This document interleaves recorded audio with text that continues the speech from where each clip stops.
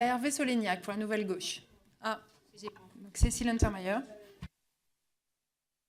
Monsieur Toubon, vous remercier pour ce rapport d'activité qui montre effectivement l'importance de cette autorité. Le spectre est large. Vous partez des droits fondamentaux, sur les discriminations, mais je pense que ce rapport d'activité en 2017 et 2018 aura été marqué par le travail que vous avez fait sur la loi Asile et Immigration.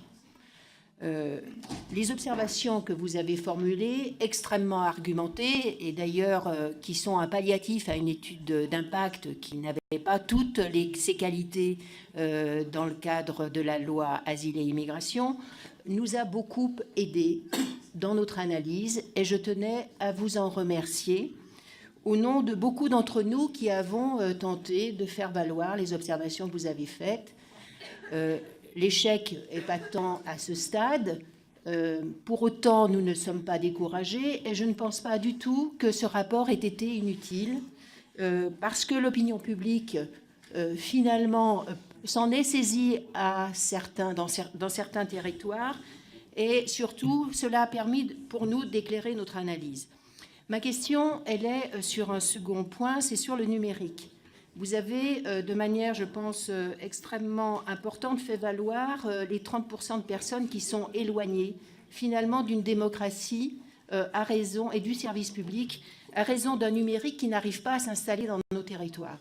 Et je pense qu'il faut qu'on fasse le constat de l'échec, puisque, année après année, on reporte l'accès au numérique dans ces terrains de vie. Alors, ma question, elle est la première.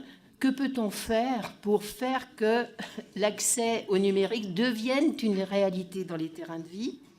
Je pense que le député a un rôle à jouer, mais nous sentons bien notre impuissance. Et ma deuxième question, c'est par rapport à des textes à venir sur la justice, et notamment sur les plateformes numériques dans le domaine de la justice qui se multiplient. Le gouvernement, à juste titre, veut encadrer ces plateformes numériques. Je pense que nous devons avoir un regard extrêmement vigilant sur ce développement et faire en sorte que l'égal accès à la justice ne soit pas remis en question dans tous ces axes, à savoir le coût, mais aussi la qualité des avis qui sont ainsi rendus. Donc, est-ce que là, la société va dans le bon sens également ? C'est une de mes questions. Je vous remercie. La parole est à Stéphane Peu pour le groupe